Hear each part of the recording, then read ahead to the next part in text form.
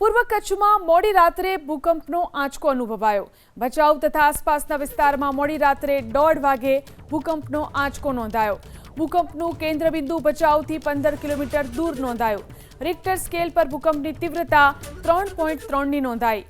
મધરાત્રિએ ભૂકંપના કંપનથી મોટાભાગના લોકોને જાણ ન થઈ। કચ્છમાં 10 દિવસમાં બીજી વખત ભૂકંપનો આંચકો અનુભવાયો છે।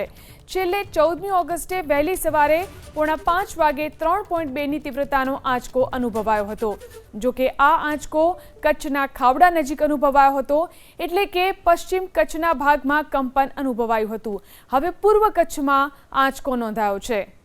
મધરાત્રિએ ભૂકંપના કંપનથી મોટાભાગના લોકોને જાણ ન થઈ।